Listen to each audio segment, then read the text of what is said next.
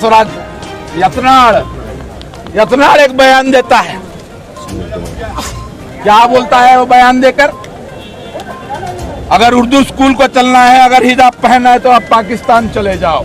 इस मुल्क के अंदर बाबा साहब अम्बेडकर का संविधान चलेगा। बहुत अच्छा लगा बसवराज यत्नाड़, तू कई सदियों पहले जो है मिनिस्टर बना था, आज तक तुझे कुर्सी नहीं मिल रही। तू मिनिस्टर बनने के लिए तू इस कौम के अंदर जो है फूट डालने की कोशिश कर रहा है। आज मैं तुझे साफ तौर पर कहना चाहता हूँ कि इस मुल्क बाबा साहब अम्बेडकर के संविधान से ही चलने वाला है। और ये देश में संविधान का राज चलेगा। जब तक कॉन्स्टिट्यूशन रहेगा उसी का राज चलेगा, किसी के बाप का राज नहीं चलेगा। यहाँ पर स्कार्फ, हिजाब, शॉल, हिंदू मुस्लिम ये नहीं होना चाहिए। यहाँ पर यह मुल्क सबका मुल्क है, किसी एक का मुल्क नहीं है। कुछ लोग पाकिस्तान जाने जाओ बोल, अगर यहाँ पर हिजाब अगर पहनना है तो पाकिस्तान जाने की बात कर रहे हैं। पाकिस्तान जाने का तुम जो पाकिस्तान को। दुनिया की सबसे अजीम जमहूरियत कहलाने वाला मुल्क भारत, जिसका दस्तूर पूरी दुनिया में बेहतरीन माना जाता है, लेकिन आरएसएस और बीजेपी है कि आए दिन कोई ना कोई फिरका परस्ती के हथकंडे अपनाते हुए मुल्क के अमन व अमान, भाईचारा और गंगा जमनी तहजीब को तार तार करने की कोशिश में मसरूफ़ है। उडुपी के Kundapur government girls PU college से शुरू हुआ हिजाब का तनाज़ा पूरी रियासत में तूल पकड़ता जा रहा है और इस तनाज़े की आवाज़ पार्लियामेंट में भी बुलंद हुई है।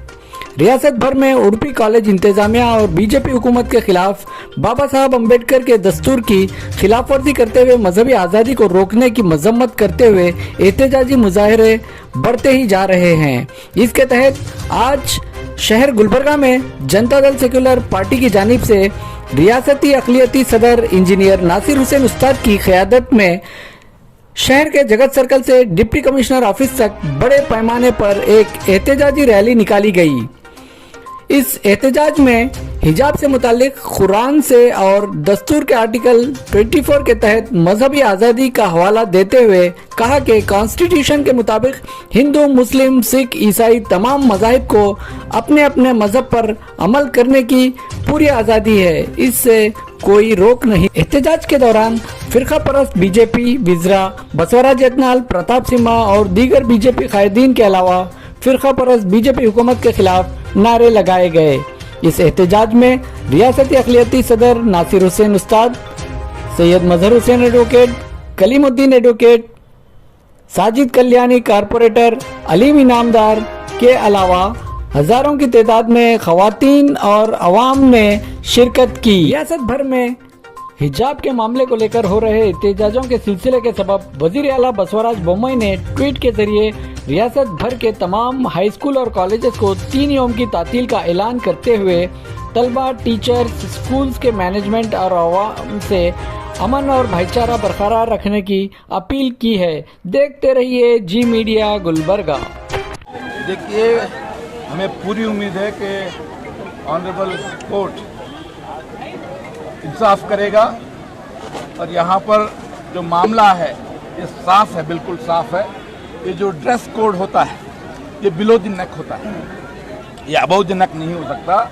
हमारे हिंदुस्तान के हमारे सिख भाई हैं, वो जो है पगड़ी पहन के स्कूल को आते हैं। हमारे हिंदू भाई जो है, हमारे लिंगायत भाई जो हमारे 7 सालों से जो है भाइयों की तरह रहे हैं, वो नामा लगा के आते हैं। हमारे क्रिश्चियन भाई ये पहनते हैं। हमारे जितने भी मज़हब के लोग हैं वो यूनिफॉर्म स्कूल का बराबर पहनते हैं। ये जो बुर्का है स्कूल के बाहर तक है, क्लास के अंदर सिर्फ स्कार्फ पहना जाता है। इसको कम्युनलाइज करने की बात हो रही है। इसके पीछे एजेंडा बड़ा साफ है। भारतीय जनता पार्टी आज कर्नाटका के अंदर उसको यकीन हो गया है कि फिर वो हुकूमत नहीं करने वाले। इसीलिए ये सिर्फ एक इंसिडेंट नहीं है, बल्कि हर जिले के अंदर भारतीय जनता पार्टी हिंदू मुस्लिम की लड़ाई लड़ाना, हिंदू मुस्लिम की भाईचारे को फूट बढ़ा करके हुकूमत में आने की साजिश कर रही है। आज बहुत सारे ऐसे एमएलएज हैं, एमपीज हैं जो है असेंबली के अंदर अपने अपने मजहब के लिबास को पहन करके जाते हैं। योगी आदित्यनाथ खावी पहन के जाता है, हमारी माए बहनें बुर्का पहन के जाती हैं। हिंदू बहन उमा भारती को क्या नाम है उसका, वो भी खावी के लिबास पहन के जाना कोई ये नहीं है। स्कूल का मामला अलग, सियासत का मामला अलग। ये साफ तौर पर सियासी लड़ाई है। इस लड़ाई के अंदर भारतीय जनता पार्टी आज जो साजिश कर रही है, आज हम देखते हैं क्या नाम उसका बसवराज यत्नाड़ एक बयान देता है। क्या बोलता है वो बयान देकर? अगर उर्दू स्कूल को चलना है, अगर हिजाब पहनना है तो आप पाकिस्तान चले जाओ।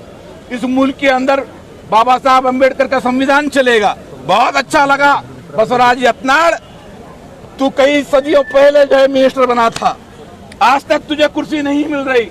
तू मिनिस्टर बनने के लिए तू इस कौम के अंदर जो है फूट डालने की कोशिश कर रहा है। आज मैं तुझे साफ तौर पर कहना चाहता हूं कि इस मुल्क बाबा साहब अम्बेडकर के संविधान से ही चलने वाला है, और ये हिजाब बाबा साहब अम्बेडकर का संविधान ने हमको हक दिया है। और महात्मा गांधी जी के बारे में तुमने कहा कि पाकिस्तान बनाया नहीं, हिंदुस्तान महात्मा गांधी जी के सपने पे बना हुआ मुल्क है। महात्मा गांधी का मुल्क, इस मुल्क में हिंदू, मुस्लिम, सिख, ईसाई, तमाम दुनिया के तमाम मजहब के लोग यहाँ पर, सबका हक है, सबका राइट यहाँ पर है। ये मुल्क किसी एक का नहीं, किसी के बाप की जागीर नहीं है, ये हमारा मुल्क है, ये तमाम हिंदू भाइयों का मुल्क है। जहन तुम्हारा गंदा है, सोच तुम्हारी गंदी है। तेरी ये जो नाअहल बातें हैं, ये कौम के अंदर वोटों को फोड़ने की बात है। तू नथुराम गोडसे की नाजायज औलाद है। तेरी सोच नथुराम गोडसे की है। तेरे मुंह से महात्मा गांधी का लफ्ज अच्छा नहीं लगता, तेरे मुंह से बाबा साहब अम्बेडकर के संविधान को बदलने की बात करने वाली पार्टी का तू लीडर, और तू बाबा साहब अम्बेडकर के कॉन्स्टिट्यूशन को प्रोटेक्ट करने की बात कर रहा है। अरे मजबूर है तू, तेरे आइडियोलॉजिकल स्टैंड तुझे नहीं मालूम, तेरे शौक क्या क्या है मैं मीडिया के सामने नहीं बोलूंगा। अब हम जानते हैं, बीजापुर के लोग भी जानते हैं कि बसवराज भी यत्नाड़ का शौक भी आड़ा टेढ़ा है, उसकी सोच भी आड़ी टेढ़ी है। तो कुर्सी के लिए चमचागिरी कर करके थक गया है, कुछ होने वाला नहीं है, उसका बनने वाला। अगर गुंजाइश नहीं है, आना ही चाहिए। Uniforms are meant below the neck. हमारी बहनें यूनिफॉर्म क्लासरूम के अंदर यूनिफॉर्म पहन के ही जा रहे हैं। सर जो बच्चे ये देखिए आप किस लेवल पे आ गए हैं। मैं पूछना चाहता हूं, क्योंकि हमारी भी तालीम, हमारे जो है साथ हमारे हिंदू भाई हमारे साथ पढ़ा करते थे, मेरे लिंगायत भाई हमारे साथ बैठा करते थे, मेरे दलित भाई मेरे साथ एजुकेशन किए हैं, कभी उन्होंने सैफरान पहनकर नहीं आए। वो जो है नामा लगाते हमारे पास बसवण्णा के जो लोग हैं, बड़े खूबसूरत, बड़े प्यारे लगते थे, हमें बड़े अच्छे नहीं लगते थे कि भाई बहुत अच्छा कि आप अपने मजहब के साथ हैं। हमारी बहनें सिर्फ हम जो है बगैर कोई हमारा टोपी पहन के नहीं गए, हमारी बहनें जो कि एक उम्र हो जाती है उसके बाद स्कार्फ पहनते हैं। ये पीयूसी कॉलेज की बात है, तो ये इसको समझना है। ये जो है कोई इशू नहीं है, इसको इशू क्रिएट कर अपनी सियासी रोटी सेकने का काम भारतीय जनता पार्टी और जो है दूसरी जमातें कर रहे हैं। आज का ये एहतजाज, मेरे इस बात को जो है आप साफ तौर पर आवाम सुन लीजिए। जनता दल सेक्युलर के बैनर के तहत हमने सीना ठोक कर किया है। आज भारतीय जनता पार्टी कम्युनलाइज करने की कोशिश करती है और कांग्रेस खामोश रहती है। डीके शिव कुमार कहते हैं कि नहीं, हमारे पार्टी के बैनर के तहत नहीं होना, वोट्स पोलराइज होते हैं। आप में डर है कि बीजेपी को मुकाबला करने के लिए जनता दल सेक्युलर, हमारे लीडर कुमार स्वामी साहब ने भी उसको कंडेम किया। आज हमारे जनता दल सेक्युलर के तमाम, हमारे गुलबर्गा के लीडर्स, तमाम मजहब के लोग आज आकर भारतीय जनता पार्टी के इस खिलौने जो खेल है, इस खेल के खिलाफ हम लोग खड़े होकर के हमने बताया कि हम हमारी बहनों के साथ, हिजाब के साथ हम खड़े हैं। इसका जो है सबूत हमने दिया। जनता दल सेक्युलर के जानिब से जो हिजाब का कंट्रोवर्सी कर्नाटक स्टेट में चल रहा है, उसके खिलाफ यहाँ पर एक एहतजाज किया, जिसमें कसीर तादाद में पर्दानशीं इज़्ज़तदार माँ और बहनों ने इसमें हिस्सा लिया। और मैं यहाँ पर यह कहना चाहता हूँ कि ये देश में संविधान का राज चलेगा। जब तक कॉन्स्टिट्यूशन रहेगा उसी का राज चलेगा, किसी के बाप का राज नहीं चलेगा। यहाँ पर कॉलेज के अंदर और स्कूल और कॉलेज का काम होता है वहाँ पर उनको एजुकेशन दें। सबसे ज़्यादा इम्पॉर्टेंट अगर कोई चीज़ होती है स्कूल और कॉलेज में, एजुकेशन इम्पॉर्टेंट होता है, वहाँ पर उसका लिबास इम्पॉर्टेंट नहीं होता है। तो यहाँ पर वो कहते हैं कि इस्लाम में मैंडेटरी नहीं है, हिजाब पहनना या बुर्का पहनना मैंडेटरी नहीं है। मैं तमाम लोगों को कहना चाहता हूँ कि सूरह अल-नूर और सूरह अल-अहज़ाब, सूरह अल-नूर आयत नंबर 31 और सूरह अल-अहज़ाब आयत नंबर 59 के अंदर अल्लाह ताला ने फरमाया कि हिजाब मैंडेटरी है, पर्दानशी होना चाहिए। तो उसकी बुनियाद पर article 25 constitution of India, article 25(1) के अंदर यहाँ पर तमाम शहरियों को, चाहे वो हिंदू रहने दो, मुस्लिम रहने दो, सिख रहने दो, ईसाई रहने दो, तमाम लोगों को हक है यहाँ पर अपने हिसाब से तबलीग कर सकता है, इबादत कर सकता है। किसी भी हिंदू धर्म के अंदर, किसी भी उनके ग्रंथ के अंदर भगवा डालना मैंडेटरी नहीं है।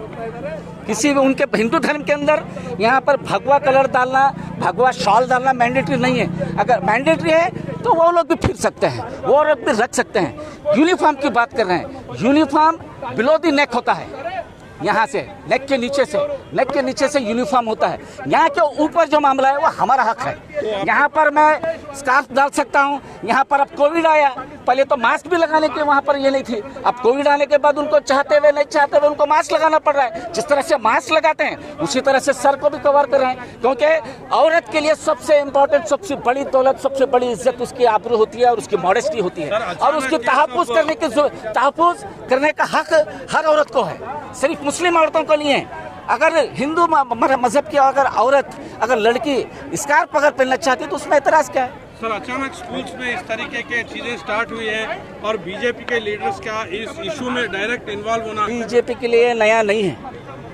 इनका काम ही ये है, सिर्फ एक कम्युनिटी को टारगेट करना, सिर्फ मुसलमानों को टारगेट करना, उनको डिग्रेड करना, यही उनका मंसूबा है और यही उनकी पॉलिसी भी है। जैसे हिंदू मुस्लिम के अंदर दरार पैदा कर वोट पोलराइजेशन के ऊपर उनकी सियासत करना। यहाँ पर हम एजुकेशन मांग रहे हैं, बच्चे एजुकेशन आप बराबर नहीं दे सके तो आप एम्प्लॉयमेंट कहाँ से देंगे? सबसे बड़ा शोषण तो ये है। हम तालीम हासिल करते हैं, हमारे माँ बाप जो है बच्चों को पढ़ाने के लिए खर्चा करते हैं, खर्चा करके उनको तालीम हासिल करते हैं। तालीम हासिल करने जाते हैं तो यहाँ पर जात पात, स्कार्फ और भगवा कलर की बात करते हैं। तो सबसे पहले यहाँ पर उनकी जिम्मेदारी है कि इंफ्रास्ट्रक्चर अच्छा करना चाहिए, अच्छी एजुकेशन देना चाहिए, स्कूलों के अंदर स्मार्ट क्लास हर स्कूल में रहना चाहिए। वहाँ पर कोई इसी की बात नहीं कर रहे। यहाँ पर स्कार्फ, हिजाब, शॉल, हिंदू मुस्लिम ये नहीं होना चाहिए। यहाँ पर यह मुल्क सबका मुल्क है, किसी एक का मुल्क नहीं है। कुछ लोग पाकिस्तान जाने जाओ बोल, अगर यहाँ पर हिजाब अगर पहनना है तो पाकिस्तान जाने की बात कर रहे हैं। पाकिस्तान जाने का तुम जो पाकिस्तान को